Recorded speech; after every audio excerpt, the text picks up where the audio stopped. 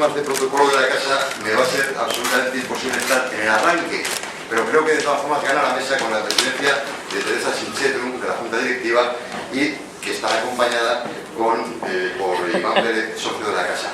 Desde luego, el acto para nosotros ha sido, vamos, una auténtica noticia grata y un honor el contar con la presencia de Ramón Tamames. Yo, personalmente, tengo que decir que cuando en el año 1956 Ramón Tamames alcanzó por primera vez notoriedad en la historia de España por su participación en los sucesos de ese año en la Universidad de Madrid, era el año en que yo me disponía a nacer, y de hecho lo hice a lo largo de ese año, aunque es cierto que no recuerdo muy bien las circunstancias porque, aunque estuve presente en el hecho, era demasiado en fin, joven como para poder precisar todos los detalles. Luego sí que tuve ocasión de seguir la trayectoria de Ramón Tamames. Yo fui estudiante de la Universidad Autónoma de Madrid, no de Económicas, pero sí de Derecho y de Filosofía, y sí que recuerdo a Ramón Tamames en el salón de actos de aquella Facultad de Económicas en alguna de las grandísimas sesiones que nos brindó a los entonces estudiantes, cuando él era un personaje importantísimo de la Junta Democrática de España. Y luego, hombre, también le he seguido en toda su trayectoria. ¿Quién no leyó la estructura económica de España? ¿Quién no leyó aquel volumen 7 de la historia de España en Alfaguara, tan revelador, tan ilustrativo y tan lleno de buenas pistas? Y bueno, ¿quién no ha leído por lo menos algo alguna vez de una obra tan importante y tan interesante?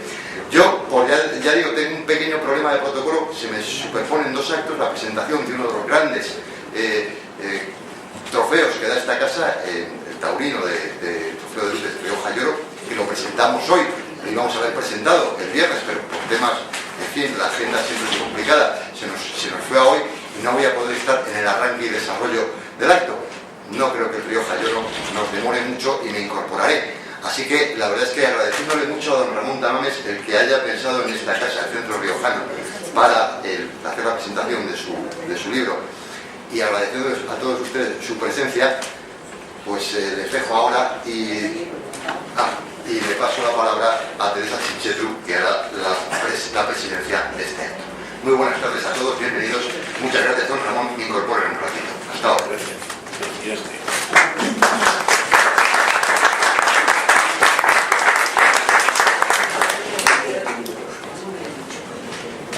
Buenas tardes, bienvenidos al Centro Riojano de Madrid, esta tarde calurosa del mes de mayo de 2014.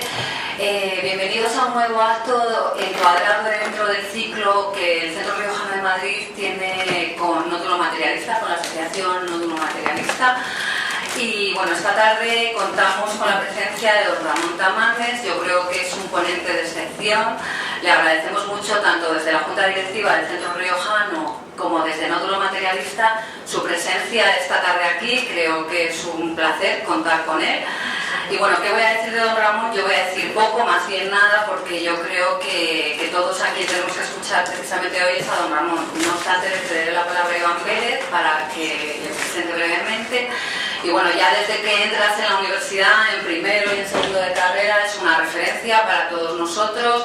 Y como ha dicho el presidente, pues bueno, ¿quién no ha leído algo de Ramón Tamames, ¿no? Así que en nombre de todos nosotros le quiero agradecer especialmente su presencia hoy aquí. Y bueno, les recomiendo a todos ustedes que lean este magnífico libro, porque estoy segura que van a disfrutar mucho con él. Así que muchísimas gracias y bienvenidos.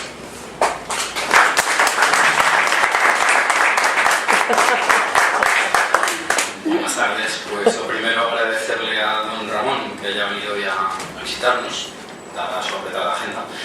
A ustedes también por estar aquí. Y bueno, pues le voy a dar una pincelada sobre el retrato de un español nacido en Madrid en 1933, y como es un retrato conocido por todos, pues ya digo, el mero apunte.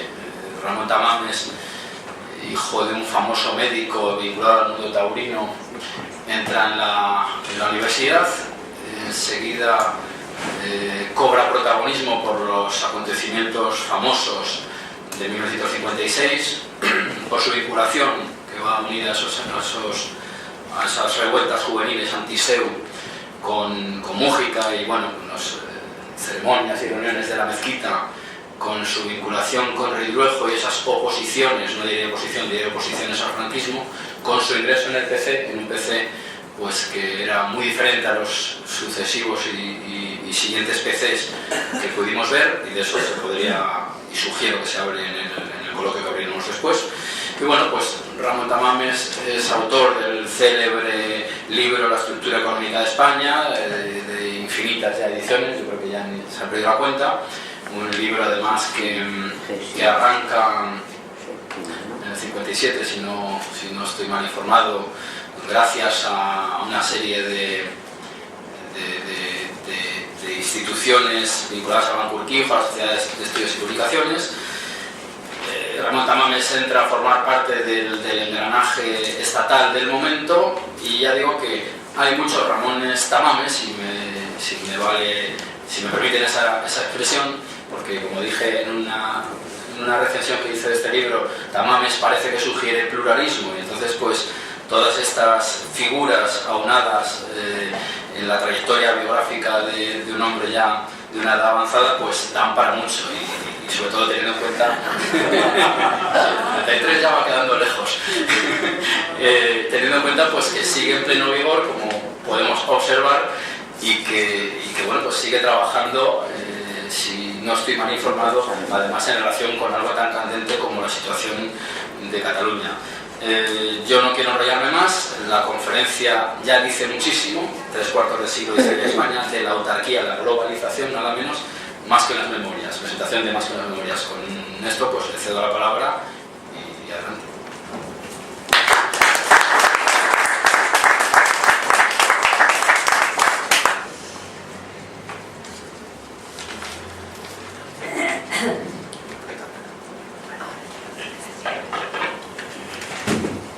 Buenas tardes a todos.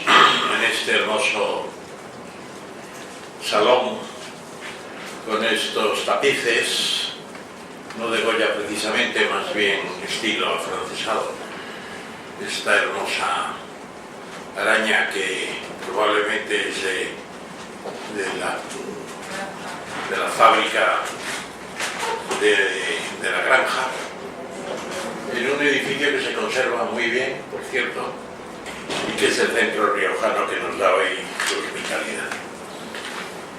Para la familia Tamames, La Rioja significa mucho, porque desde 1963 poseemos allí 3 viviendas en un pueblo que se llama Mansilla de la Sierra, a orillas del río Najerilla y de su embalse, maravilloso embalse de 80 hectómetros cúbicos, cuyas orillas están pobladas de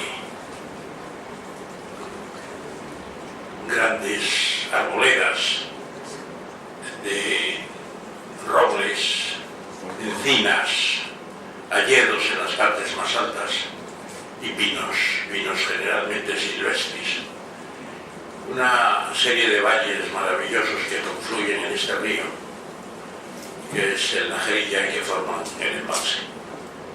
Allí hemos vivido muchas veces la aventura de estar en contacto con la naturaleza, todos los hermanos Tamames, especialmente Juan, Rafa y yo. Pepe ha sido menos asiduo. Conchita fue una de las pioneras, tuvo allí una casa también. Y se puede decir que nuestros hijos y nuestros nietos han conocido a la naturaleza, sobre todo en La Rioja. El devenir de los rebaños con los pastores, las leyendas de los lobos que finalmente se hicieron presentes otra vez. Recuerdo que estando una vez en Viniegra, hablaba yo con unos vecinos y me decían, han vuelto los lobos. Y digo, ¿y eso? Dice, los han traído los ecologistas.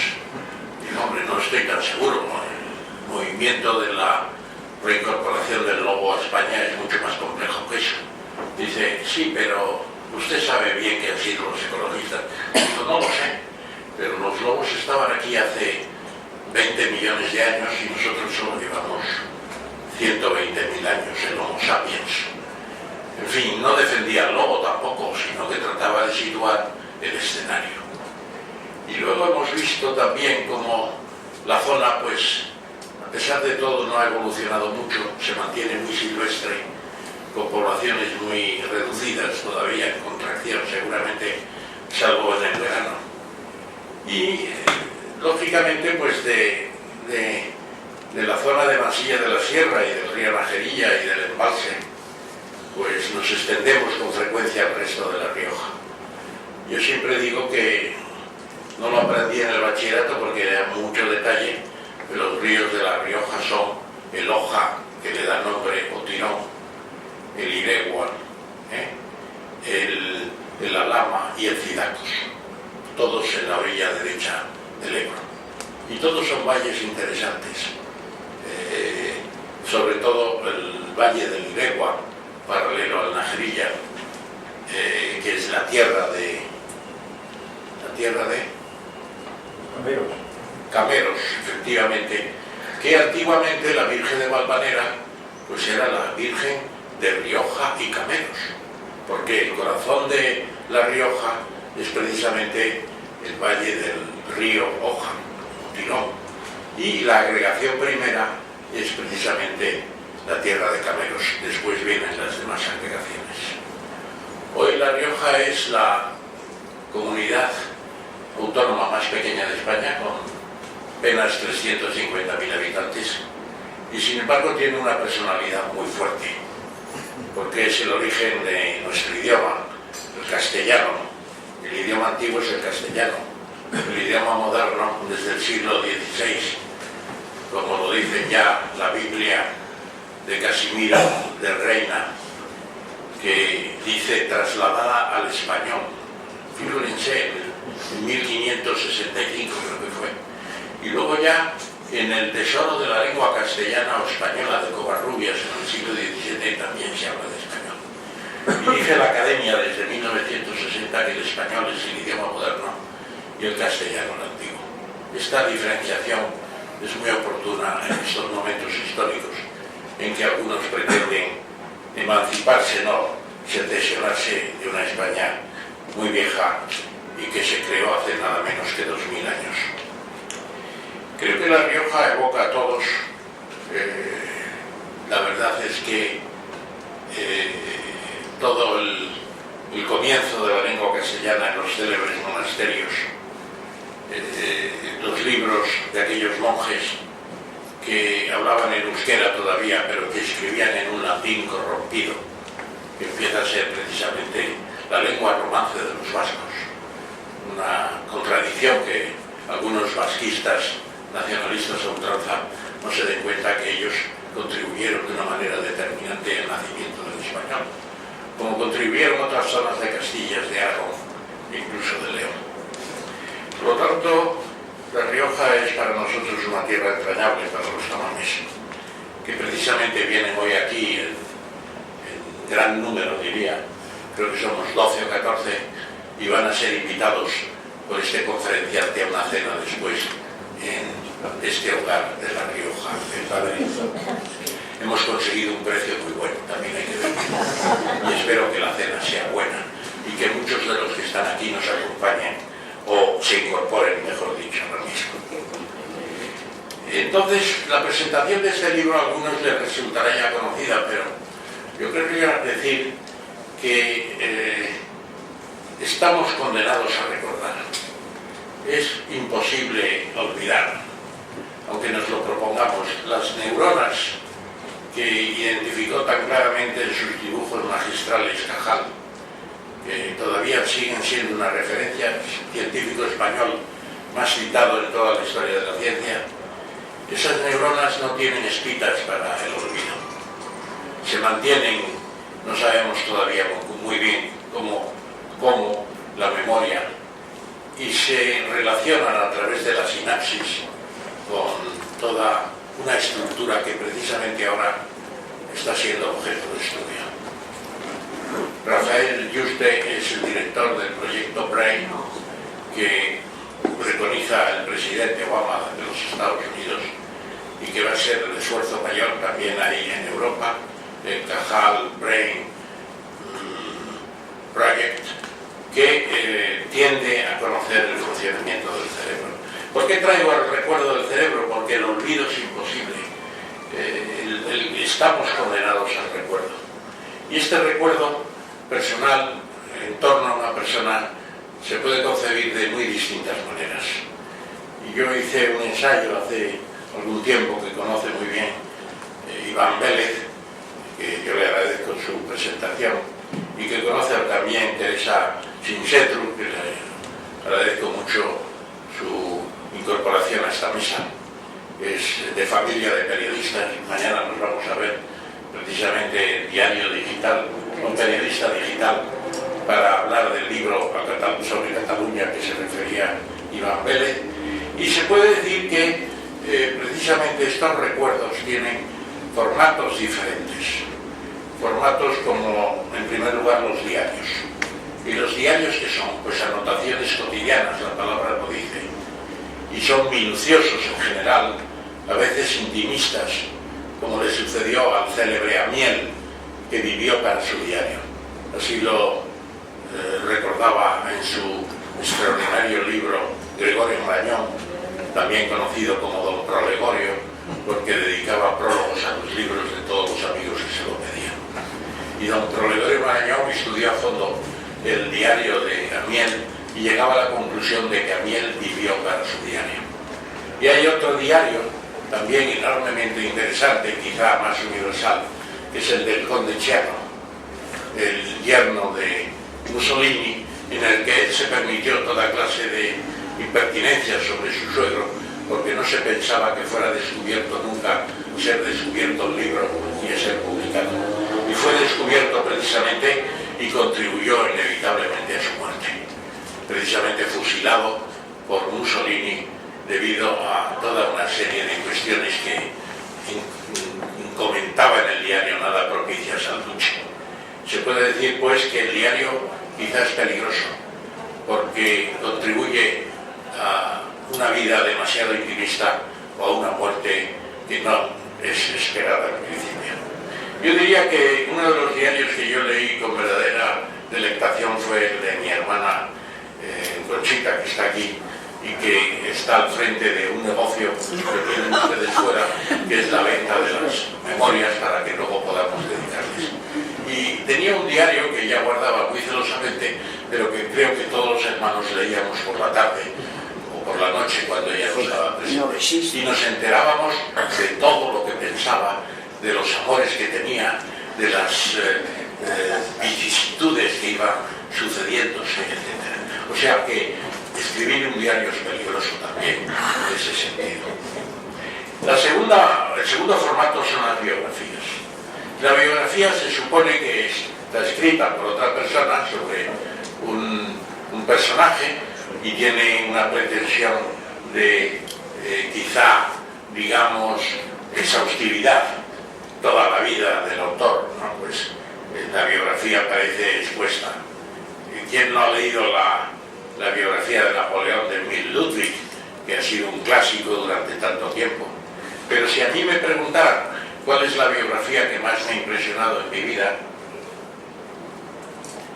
y he leído unas pocas, pues es la que escribió Alan Bullock sobre Hitler, subtitulada Un estudio sobre la tiranía, en los años 60.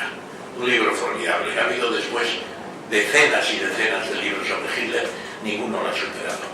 Hay más conocimiento de la figura, ha habido mucha investigación, el propio hundimiento, el libro de un autor reciente con una película extraordinaria, es quizá una creación formidable sobre el dictador alemán, pero lo cierto es que el libro de Bullock penetra en el personaje y es un estudio sobre la tiranía que recuerda en cierto modo el de la biografía también del ya citado Gregorio Marañón sobre el conde-duque de Olivares, que se subtitula La pasión de mandar, algo también parecido a la tiranía.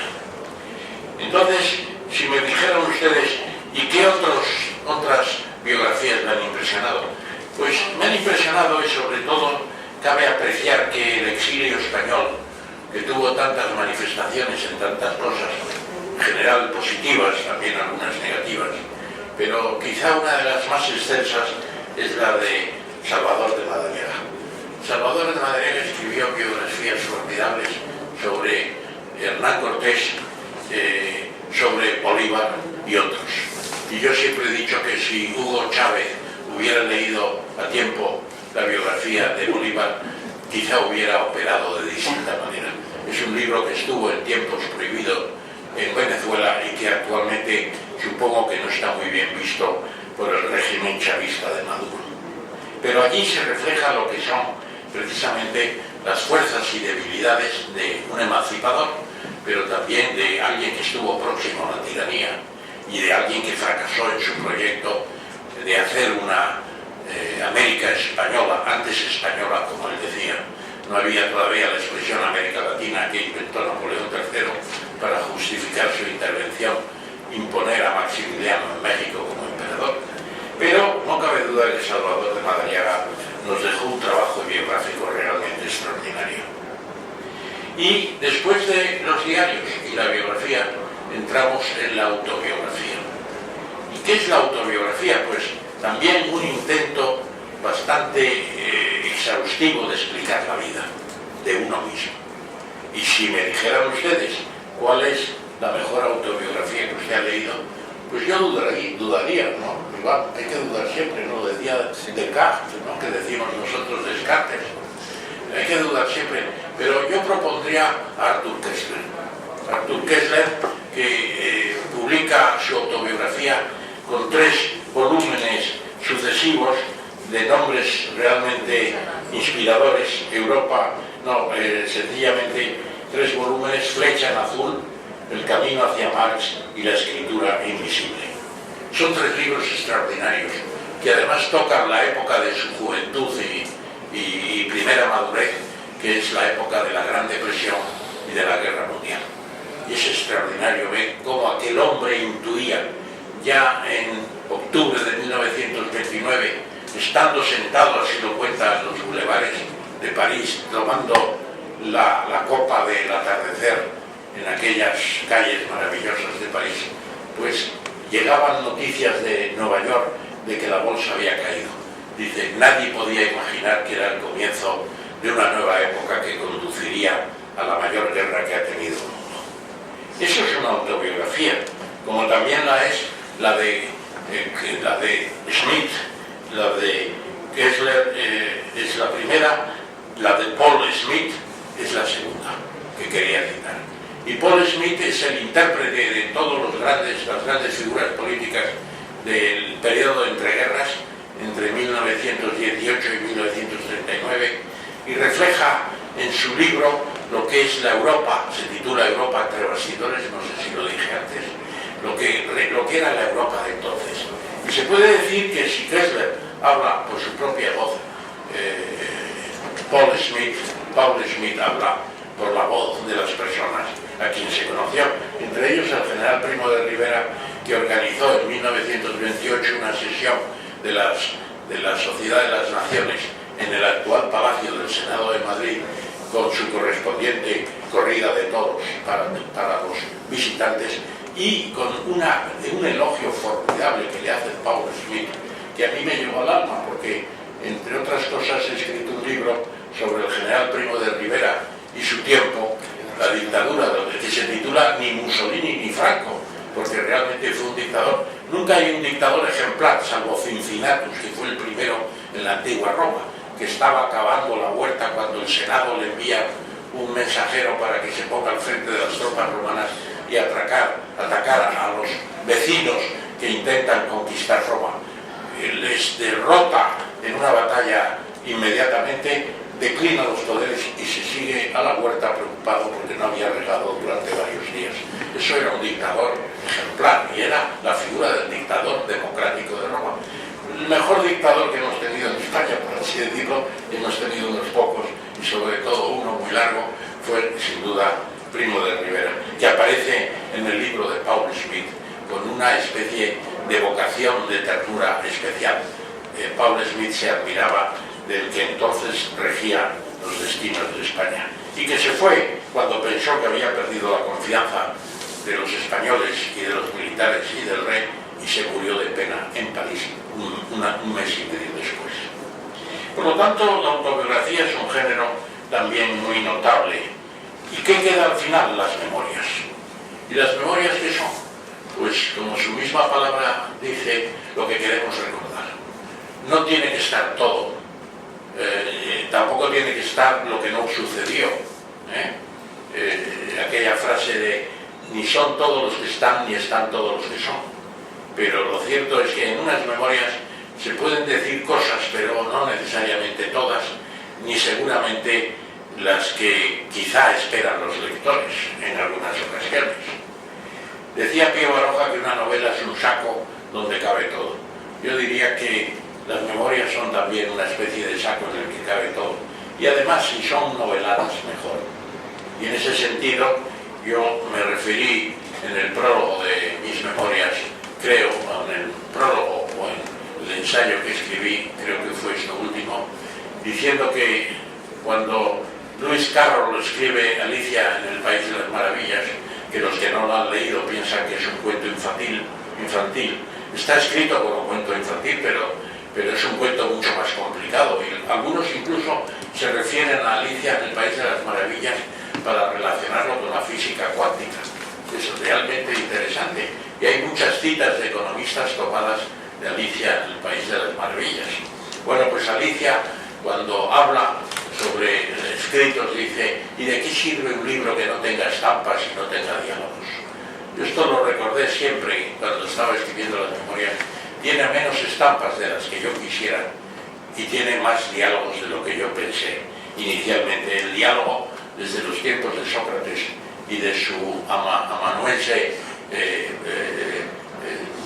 Platón, por así decirlo, porque es más que un amanuense, es bastante más. Pues Platón, los diálogos son una forma extraordinaria, no solo de conversar. El método socrático de las preguntas y respuestas nos lleva por el camino del conocimiento de una manera formidable. Por eso hay tantos espacios dialogados en estas más que unas memorias. Y si me preguntan por qué las llamo más que unas memorias, la inspiración me viene muy directamente del Barça, más que un club. Y realmente yo pensé que este libro de memorias no tenía por qué ser menos del Barça, menos que el Barça, que por cierto está a punto de ganar la Liga, si no se lo impide el Atlético de Madrid. Y se puede decir que, ¿por qué son más que unas memorias también? Pues sencillamente porque hay muchas derivaciones sobre el tiempo que transcurre en torno al personaje, al autor que se autobiografía, etcétera, etcétera. Este libro está dividido en dos partes. La primera se denomina los años de aprendizaje. Y aquí está el aprendizaje que viene de los grandes autores alemanes. Aquí hay alguna germanista importante, como es Michel Vidal, y ella sabe perfectamente algo sobre el Wanderung. También es cierto que mi hermana Conchita y Juan Tamames hablan muy bien el alemán. Pepe, Rafa y yo menos bien, nos defendemos, hacemos lo que podemos. Pero Die Wanderung es sencillamente Oder Wanderung. A ver, di, claro. Entonces es el marchar, el caminar. Y es el caminar, pero con una cierta, digamos, placidez, con una cierta vagancia, si se quiere incluso. La vagancia también es vagar, no es simplemente ser perezosos, es recorrer con tranquilidad los sitios. Y aquí tenemos las estupendas referencias sobre el Wanderung de Wolfgang Goethe, sobre Friedrich Schiller y sobre todo el maravilloso Hermann Hesse. Hermann Hesse en Narciso y Mundo, que es un libro que yo siempre recomiendo porque a mí, entre otras cosas, y lo cuento en las memorias, me permitió salir de quizá la crisis psicológica más dura que he tenido en mi vida. Pues en Narciso y Mundo explica cómo dos jóvenes alemanes en la época de la peste negra, a pesar de los agoreros que predicen que aquello va a ser el final de Europa, etcétera, etcétera, encuentra todo interesante, encuentra todo apasionante y hacen su recorrido despertando a la vida de una manera formidable. Yo creo que es un gran libro, es el origen, en cierto modo, del libro de la película de Ingmar Bergman, El séptimo sello. que está relacionado también con el Apocalipsis de San Juan y que recuerda también, en cierto modo, el propio Velasco Ibáñez en sus 4 jinetes del Apocalipsis. Por lo tanto, esos son los años de aprendizaje a los que no me voy a referir. Y hay un momento de la historia que se relaciona mucho con La Rioja.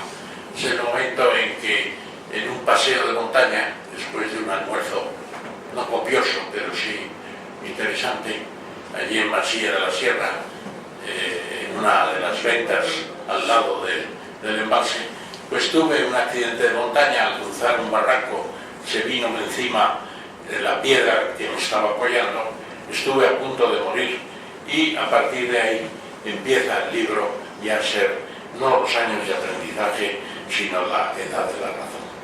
No quiere decir eso que no tuviera razón antes o que entrara en razón como consecuencia del maleficio que se me produjo allí.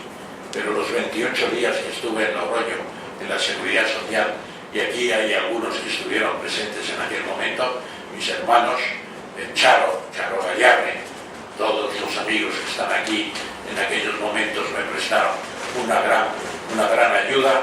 Se puede decir que a partir de ese momento yo considero la vida que es un bien precioso, mucho más precioso de lo que imaginaba, y que hay que preservar y dedicar lo mejor posible a explotarla, a llevarla en temas de interés y en temas que puedan contribuir a algo con la sociedad en que vivimos.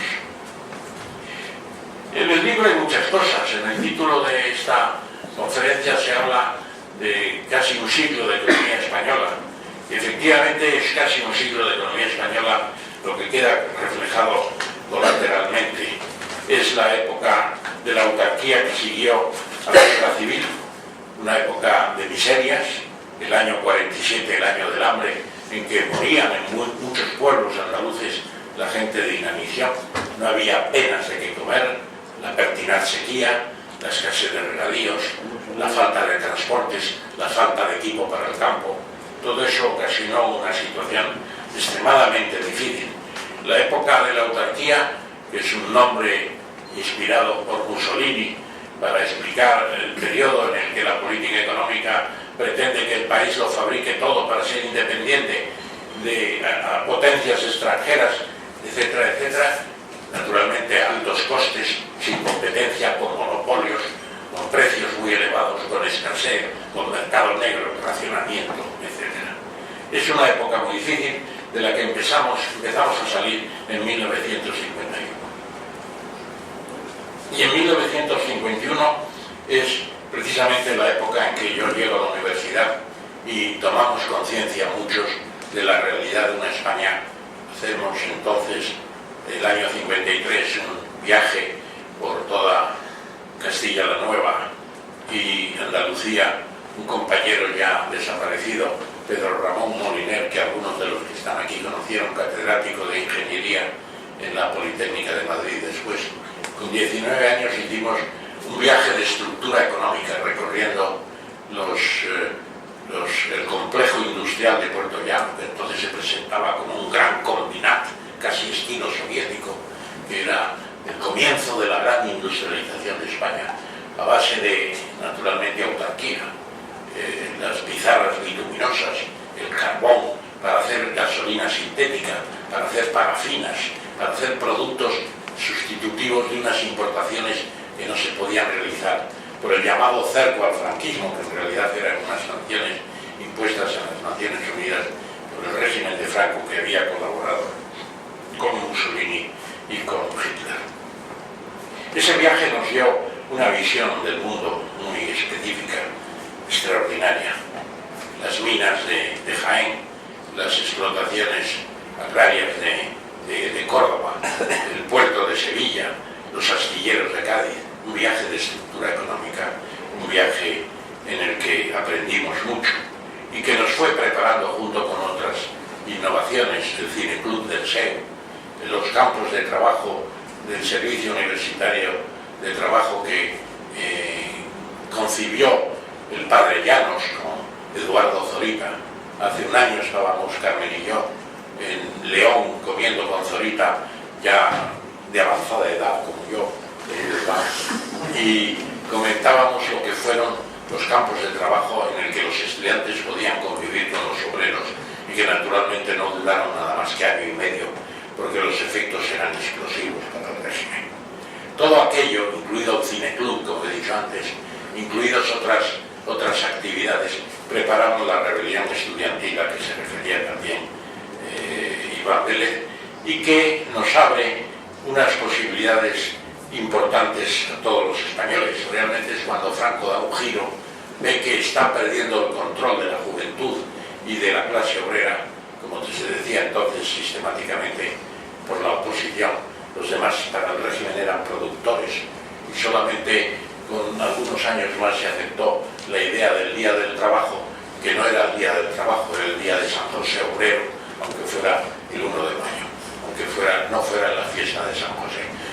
San José era carpintero, obrero por tanto, y San José Obrero era la imagen no el proletariado, sino de los productores españoles. Bien, todo esto es lo que ocasiona un cambio radical de la autarquía a una nueva economía que hoy llamamos modelo OCDE y que permite la liberalización económica, la recapitalización de la economía española con inversiones extranjeras y que hace posible una recuperación importante. Yo en esta época es cuando me preparo para técnico comercial del Estado. Las vicisitudes de ese tema están en las memorias, pero lo que yo querría destacar aquí, para hacer honor al título de la conferencia, es que cuando los jóvenes técnicos comerciales de 1957 fuimos recibidos por un excepcional ministro de Comercio, el mejor ministro que ha tenido Franco, quizá junto con Cabestany, que fue ministro de Agricultura, pues el año 57 nos recibe Ullastres en su despacho y nos dice: entran ustedes en la atalaya de la economía española. Nunca mejor dicho. Años después, cuando Ullastres era el director de conferencias de la Escuela Diplomática, me invitó a dar una conferencia, comenté esto, lo de la atalaya, y me dice: oiga Ramón, eso dije yo. Digo: sí, embajador, lo llamamos embajador, sí. Dice: pues no está nada mal. Y es verdad que no estaba nada mal. Y es ese el ambiente en que yo preparo la estructura económica de España, después de ser técnico comercial del Estado. Y entro en una fase para mí interesante de aprendizaje intensivo, por así decirlo.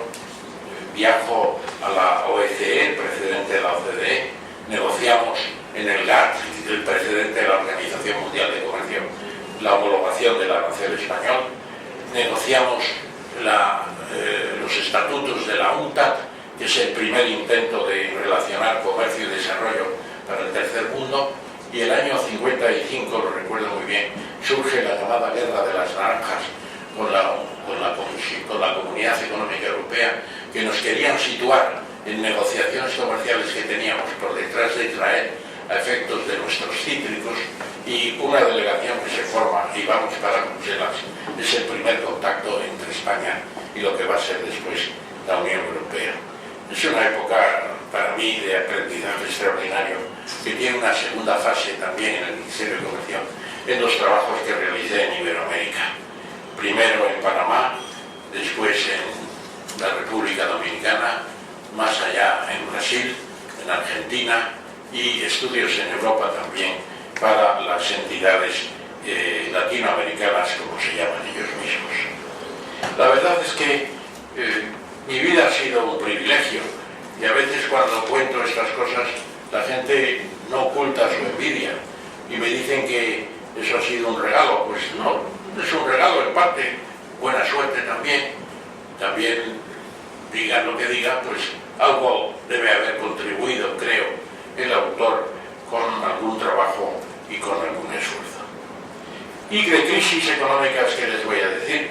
Conocimos la del 56 con el plan de estabilización después, la del 67 con la devaluación de la peseta, la primera devaluación, la del 73 el primer choque petrolero, 79 el segundo choque petrolero, el 77, el 87 la primera crisis bursátil importante después de la Gran Depresión, y ya el ingreso en el 86 en la Comunidad Económica Europea cambia, por así decirlo, toda la tendencia económica de España.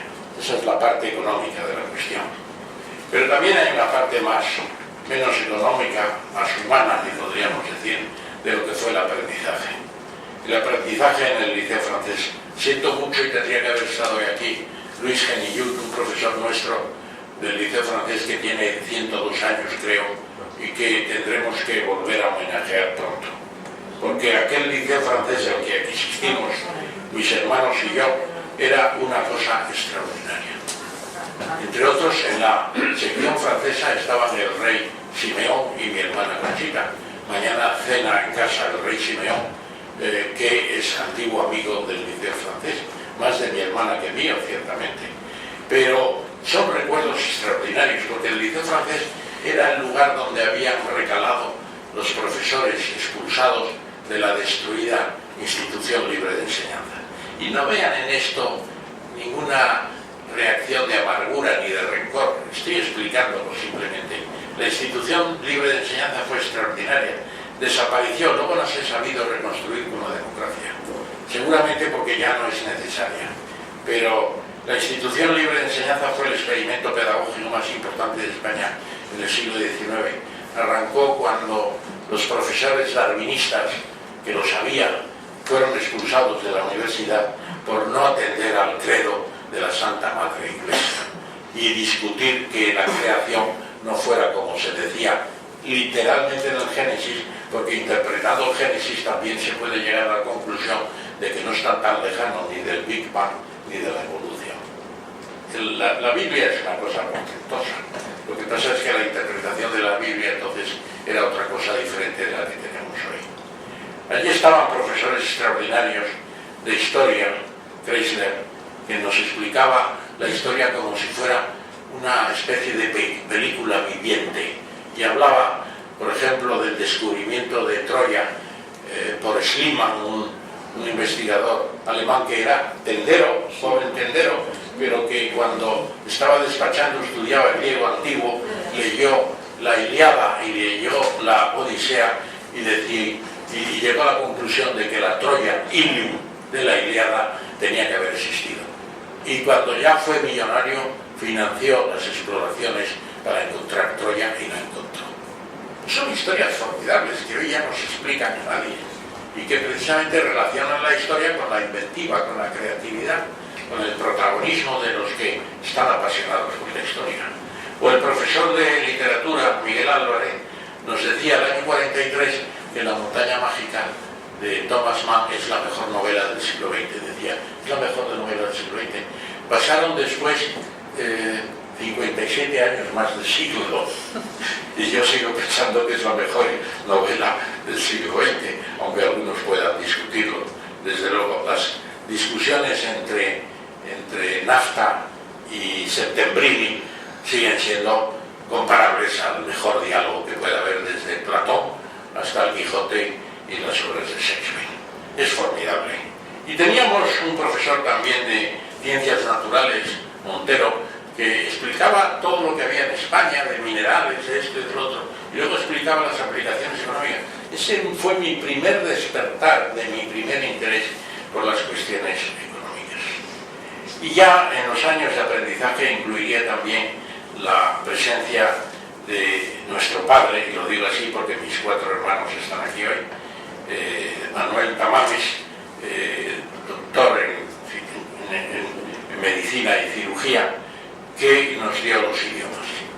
El patrimonio mejor que hemos heredado de nuestro padre, además del recuerdo, que algunos piensan que es excesivo, incluido el de su padre, mi abuelo, ya menos excesivo quizá, pero la verdad es que él era anglófilo por la política, porque entendía que desde la Carta Magna de Juan Sin Tierra hasta Churchill, pues el parlamentarismo británico había sido muy importante. Dice, tenéis que aprender inglés, porque Inglaterra es la patria de la democracia, aunque los de León discuten esto y dicen que las Cortes de León fueron anteriores a Juan Sin Tierra. Y cronológicamente tienen razón, pero universalmente no cabe duda de que la Carta Magna tuvo una importancia extraordinaria. Y luego, nuestro padre era también muy francófilo, no de Franco, sino de Francia. Y Entonces decía, la cultura francesa es extraordinaria. Todavía había vivido su juventud en la época en que el francés era el idioma universal, el idioma diplomático, el idioma de la elegancia. No había llegado la impronta brutal de la Primera Guerra Mundial con el primer inglés y no digamos de la Segunda. Tenéis que estudiar francés, y nos mandó al liceo francés, del que ya he hablado. Y por último, como él había vivido también en la época en que Alemania era una gran potencia científica, decía, la ciencia hay que leerla en alemán. Albert Einstein, Max Planck, Niels Bohr, todos escribían en alemán, alemanes, daneses, suecos, etc. Y las conferencias de Solvay, donde se reunieron luego lo que fueron casi decenas de premios Nobel de física, de fisiología, de medicina, etc., eran en alemán. El alemán se ha perdido en gran parte, algo puede estar renaciendo, pero se ha perdido en gran parte como castigo del emperador Guillermo II, que era casi peor que Hitler, que era un personaje de mucho cuidado, y luego naturalmente la Segunda Guerra Mundial, Hitler, etc. Por lo tanto, ahí está ese patrimonio que hemos heredado, como también de aquella rebelión juvenil. Yo recuerdo de un Dionisio Ridruejo, gran poeta además, de un Sánchez Dragó, de un Enrique Mújica, de un Sánchez Mazas, gran matemático y lógico de entonces, de un Ruiz Gallardón, sobre el que se cuentan muchas cosas en el libro, de Pradera, de toda una serie de colegas que fuimos a la cárcel de Carabanchel y conocimos por primera vez para nosotros lo que era una prisión en donde los políticos estábamos en la galería séptima, que era la de los fuguistas, homosexuales y demás personajes de difícil y dudoso comportamiento.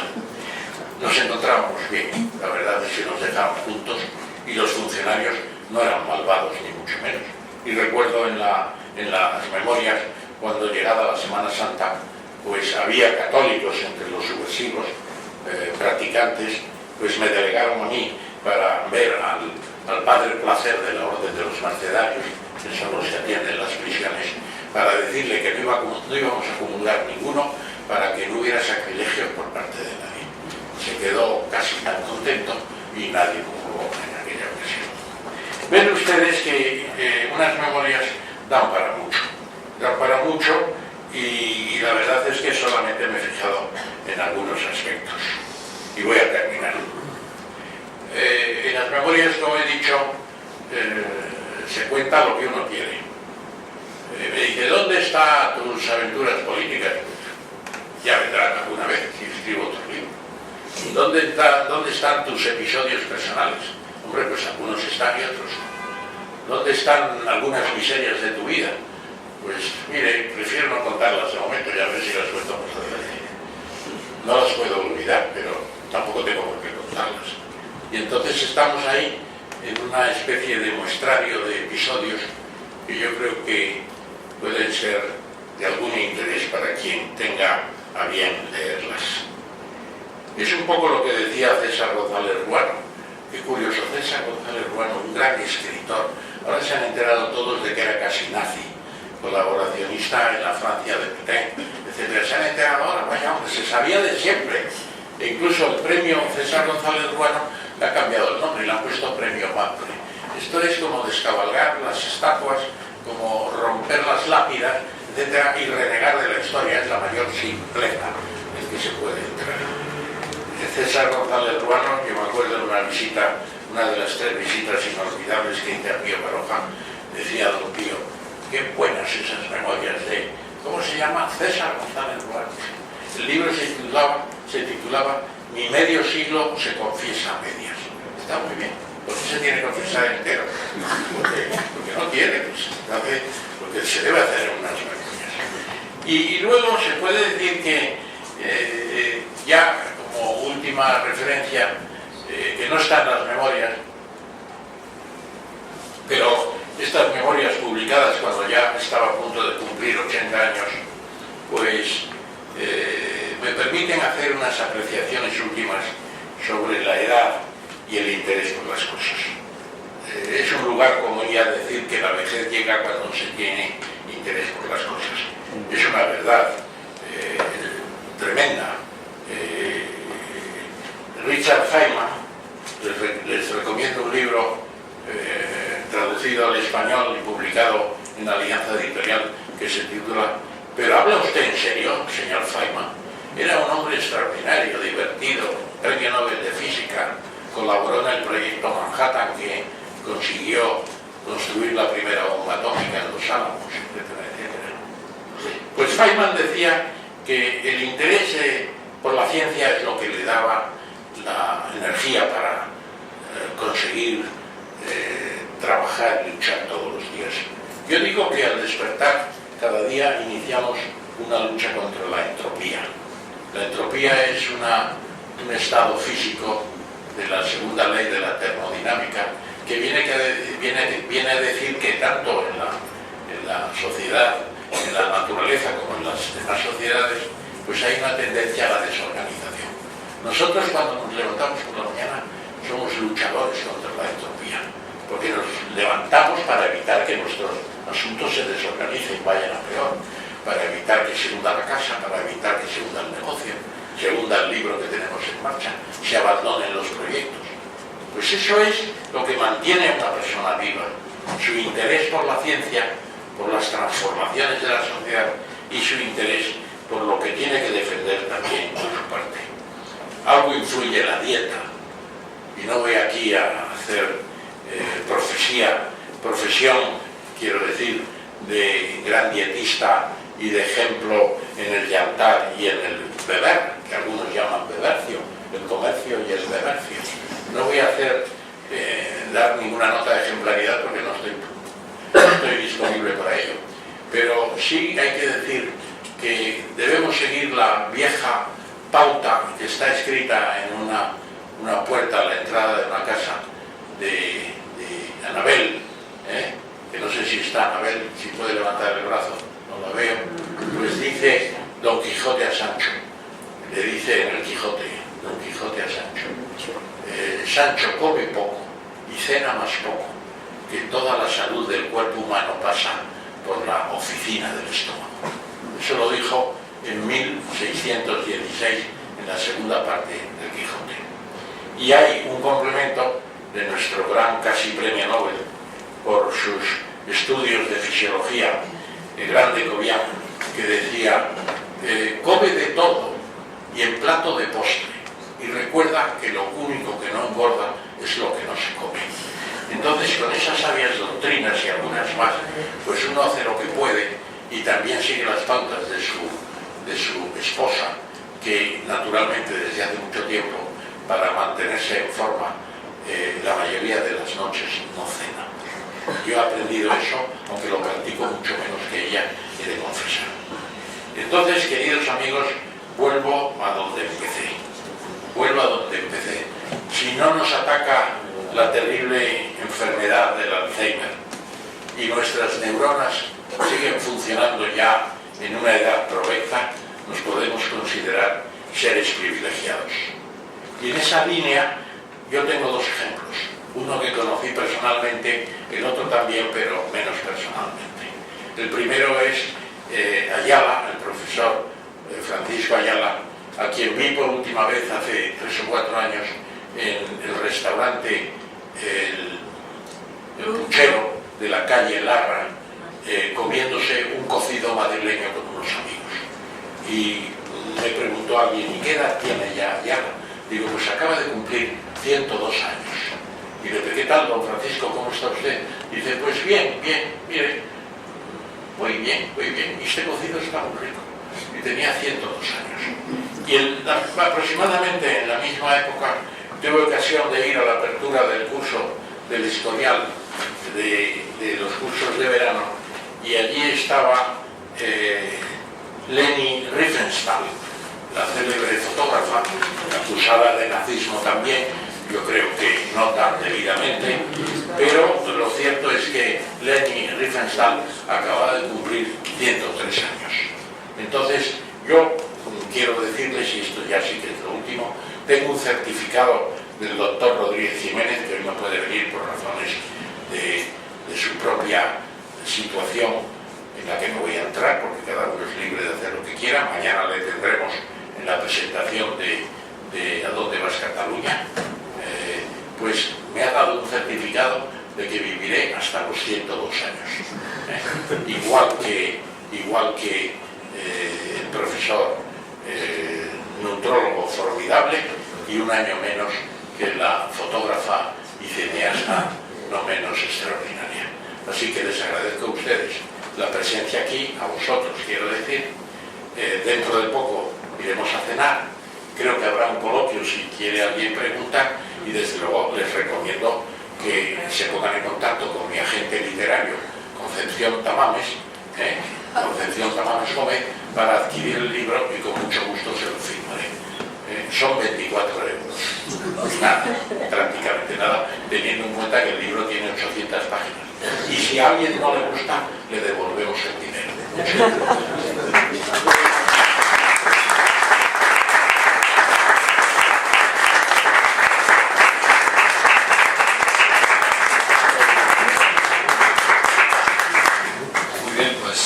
Si alguien quiere comentar algo, pues es el momento adecuado. Seguro que mi hermano Juan me va a señalar alguna impertinencia o alguna inexactitud que pueda haber en el libro. No voy a ser muy correcto porque no es momento, si no luego la cena se puede debilitar. No, pero puede haber una buena tangana. ¿Estas memorias las has manuscrito en gran parte o las has ido dictando? Porque nosotros tenemos un precedente que es nuestro abuelo Clemente.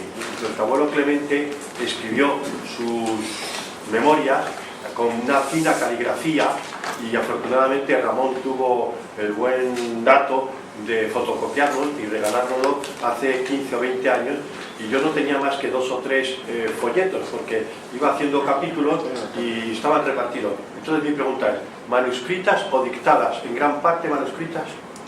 Bueno, las dos cosas, porque no lo cuento, no sé si lo cuento en el libro. Yo cuando empecé la carrera de Derecho, que estudié antes que Económicas y terminé las dos, pues afortunadamente no somos como algunos candidatos a las elecciones del día 25 que dicen estudios de Derecho y Ciencias Políticas, porque no han terminado ninguno. Bueno, pues yo diría que entonces empecé a utilizar una taquigrafía que me hice yo mismo. Luego esa taquigrafía la he perfeccionado y calculo que escribo como 3 o 4 veces más rápido que con la escritura normal. Mis secretarias entienden esa taquigrafía mejor que yo, porque a veces le digo que pone aquí y dice, se ha olvidado usted. Bueno, tengo unos 400 signos sencillos y luego un sistema de abreviaturas y de tiempo de los verbos. El gerundio, los condicionales tienen terminaciones también.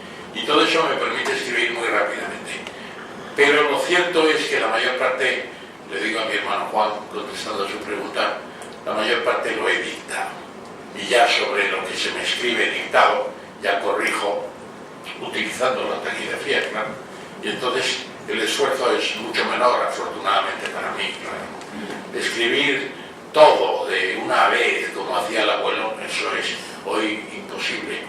Si hubiera escrito hoy las memorias, las habría escrito con este aparatejo, porque una de las aplicaciones que tiene es un dictáfono que escribe directamente ya en letras y que se enchufa a la impresora y sale lo que estoy dictando.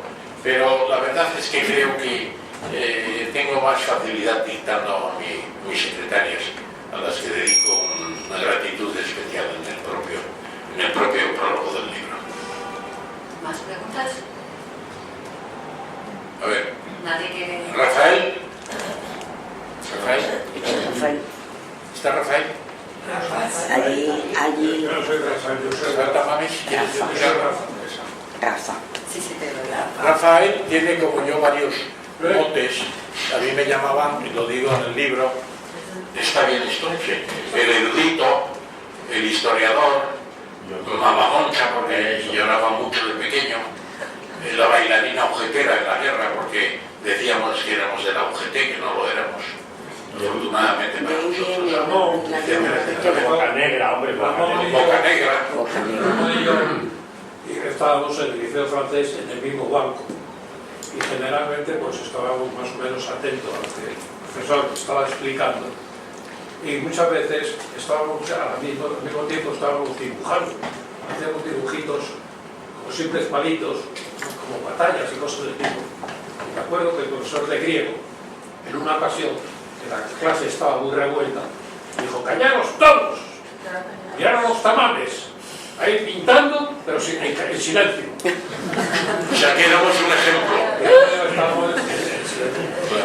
Hicimos prácticamente todo el bachillerato juntos y luego se matriculó en medicina conmigo. Pero el primer trimestre de medicina lo dejó. Y lo dejó porque no había ambiente. Y mi madre le decía: ¿pero qué ambiente quieres que haya?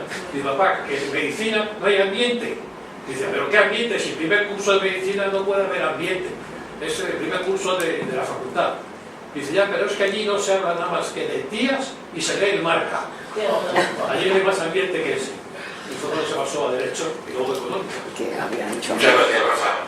Y además contaré que en una ocasión, como nosotros pintábamos cosas en clase continuamente, pintábamos muchos negritos con el aro en la nariz o un hueso atravesado en la nariz y una tribu con una empalizada en torno a la tribu y tal y cual. Y entonces un día yo eso lo seguía haciendo con nuestras hijas, especialmente con Laura, y un día que fuimos al cine, Carmen y yo, con los hijos, pues iba Laura la primera, entrando por la fila, que se levantaba la gente para poder sentarte al final, porque los cines estaban llenos, no como ahora. Y entonces había un negrito allí con su novia, y él, al pasar por el negrito, se volvió a nosotros y dijo: papá, papá, mamá, mamá, un negrito, y no lleva lanza, no lleva lanza.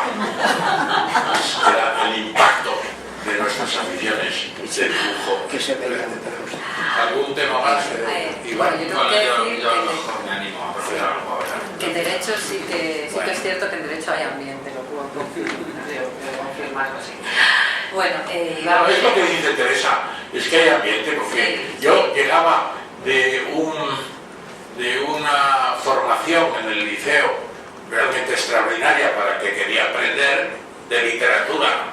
Bueno, para nosotros Madame Bovary pues era algo que sabíamos perfectamente, y el Quijote pues lo habíamos leído bastante, y la Biblia pues la entendíamos, y claro, llegar a la Facultad de Medicina y encontrarte con una horda de bárbaros, no del norte, sino del polo, ¿no? El polo norte debía ser una cosa tremenda, pues no había ambiente.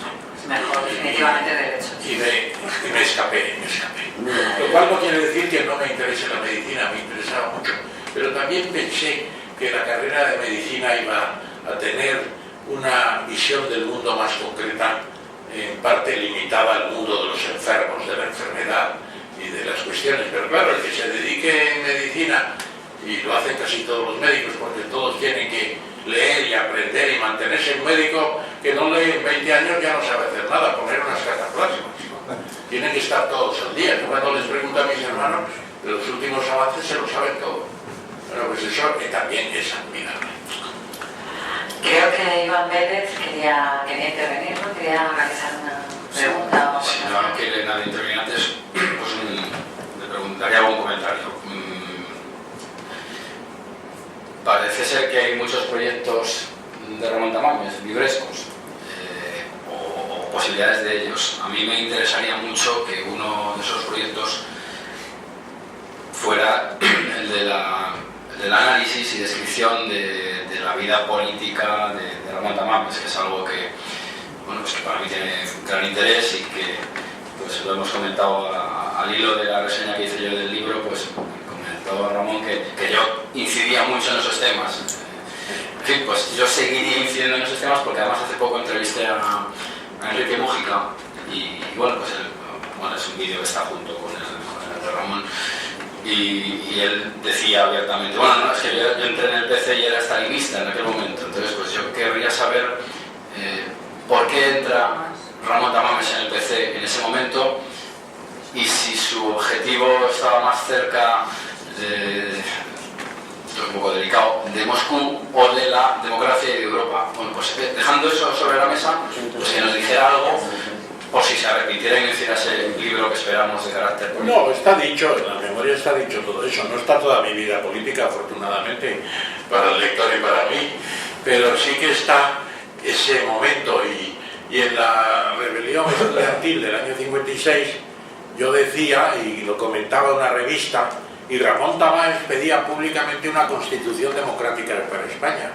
Tardamos 22 años en conseguirlo, pero la conseguimos, y los que estábamos allí, pues por lo menos dos, Mújica y yo, éramos del 56, 22 años después conseguíamos la de él. Mújica efectivamente era bastante stalinista, y no porque lo diga él, sino porque el 23 de marzo de 1953, cuando murió Stalin, quedamos por la tarde en la glorieta de Bilbao, debajo del reloj de Banesto, que sigue allí, y nos encontramos, y Mújica llevaba, como siempre, una libreta que sacó muy misteriosamente, y con esa letra particular que tiene él, me leyó una oda que acababa de escribir a Stalin, en donde, naturalmente, inspirado por ejemplo, por Neruda, que es un gran stalinista también, pues hablaba de Stalin en los términos más extraordinarios.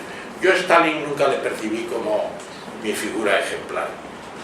Lenin me pareció un analítico interesante, aunque él mismo dijo que no estaba por la democracia, cosa que a mí me pareció que rota la Asamblea Constituyente en 1917 y establecida la dictadura del partido bolchevique, aquello iba a tener ya un desarrollo que tuvo y que al final pues la URSS fracasó en 1991 en manos de una gran melopea de un personaje llamado Yeltsin, que fue nefasto para Rusia y para la URSS.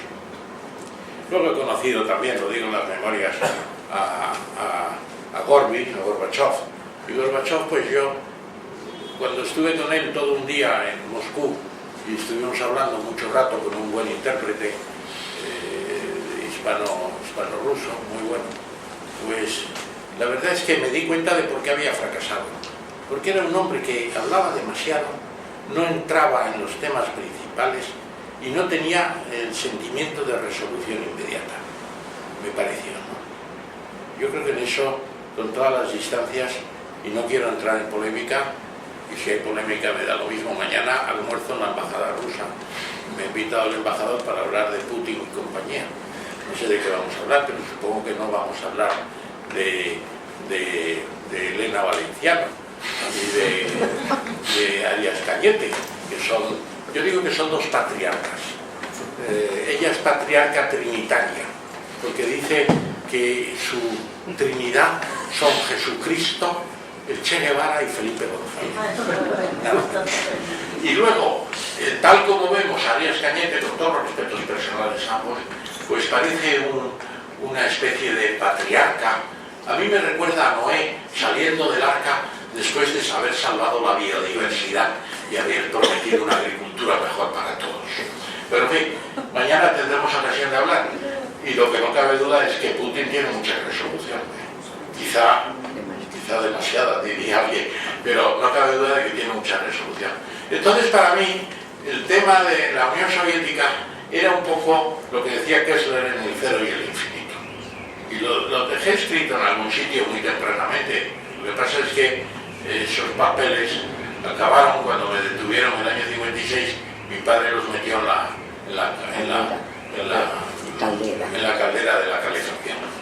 Luego otros muchos papeles hubo que meterlos en la caldera de la calefacción de Chara, Vallarre y de Salvador, porque ya nosotros no teníamos caldera y ellos sí, porque vivían en un bonito chalet y en la zona, la colonia Residencia.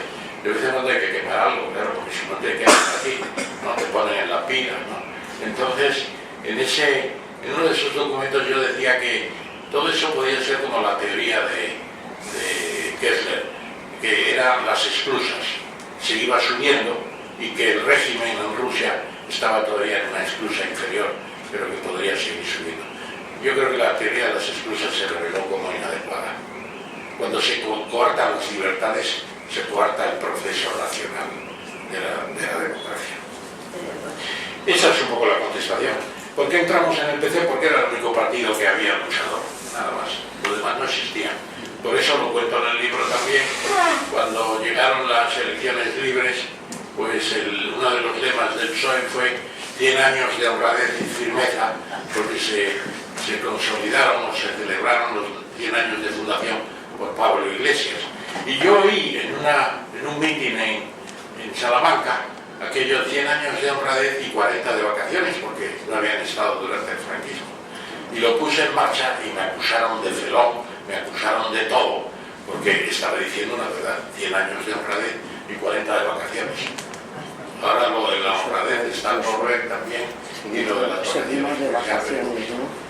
Pues esa es la contestación, Iván, que te doy con mucho gusto. Aprecié mucho tu artículo, como te dije en la carta, aunque también te dije que lo polarizabas mucho los temas políticos.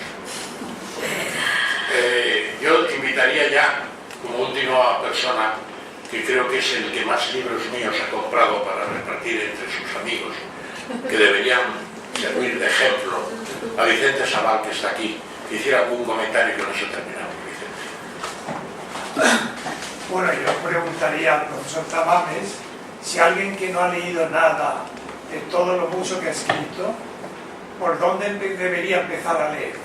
¿Cuál de sus 400 títulos debería ser el primero?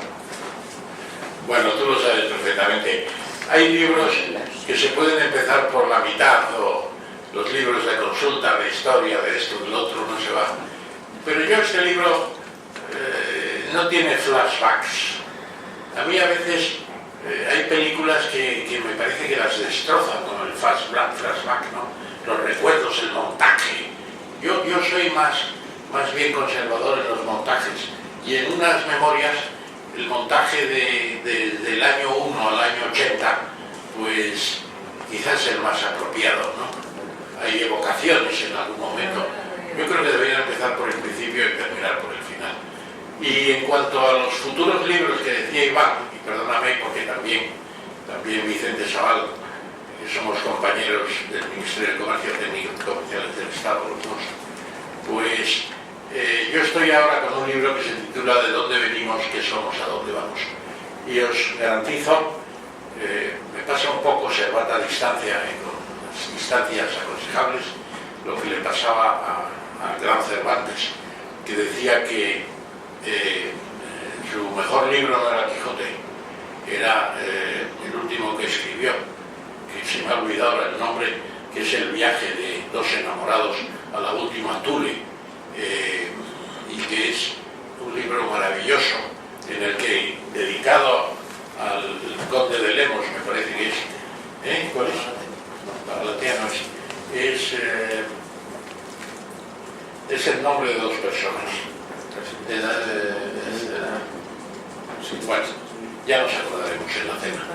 Entonces, él dice ya que con un pie en el estribo, la célebre frase de ya estoy con un pie en el estribo, es la imagen de Cervantes que ya da, que prevé lo que previó también en el Quijote, cuando le dice a Sancho en el último capítulo del Quijote: vámonos, Sancho, vámonos ya, que los nidos en que antes había pájaros antaño, no los hay ogaño, aún hay sol en las bardas. Yo tuve que mirar en el diccionario lo de las bardas. Es cuando empieza a anochecer y todavía en la montaña, en las partes altas, todavía se ve la luz del sol, ¿no? Y Don Quijote se despide así de toda su familia. Entonces, el libro para mí, ¿De dónde venimos, qué somos, a dónde vamos?, yo creo que va a ser mi mejor libro. Porque llevo trabajando en él 5 o 6 años y lo que pretendo es responder a las últimas preguntas de qué somos, de dónde venimos, qué somos, a dónde vamos, que las formuló Paul Gauguin cuando estaba en la Polinesia francesa pintando, y al llegar a Tahití, si vais a Tahití, lo primero que veréis al llegar al aeropuerto es un gran lienzo que reproduce de Paul Gauguin, pero a una escala como 10 veces el cuadro de dónde venimos, qué somos, a dónde vamos. Allí llegamos Carmen y yo en un viaje alrededor del mundo, invitado por la República Francesa, que yo creo que hizo una buena inversión, porque luego hemos hablado mucho de la Polinesia Francesa. Hizo buena inversión la República, a la que yo estoy muy agradecido también, porque Mitterrand me nombró catedrático de la Sorbona y ahí fui muy feliz 2 años yendo a mis clases. Y entonces, cuando vi ese cuadro que yo conocía, pero que lo vi muy aumentado, dije, ese va a ser el título del libro mío. Y casi 20 años después, no, más de, sí, 20 años ya después, efectivamente va a ser. Y entonces ahí la cuestión está en si el universo es un ordenador cuántico, si hay una inteligencia universal superior, si somos meros productos de la nada y volvemos a la nada, si la gravedad es la única fuerza que mueve todo esto, y si el universo después de la desaparición de la especie humana va a seguir dando vueltas todo sin un observador inteligente.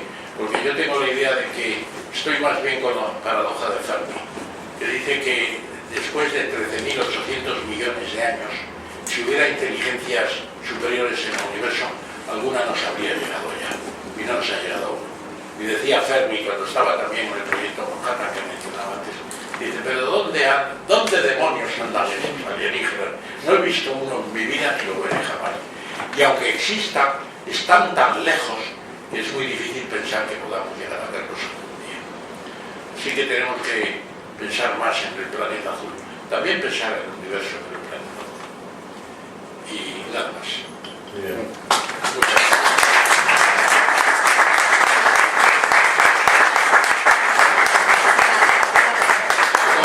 Se firmará el libro. Muchísimas gracias y a continuación pasaremos a degustar un vino de Rioja para darnos los consejos de la Recomienda. También lo decía. Los trabajos de Sí, es que me inunda. Los trabajos de Persiles se me inundan.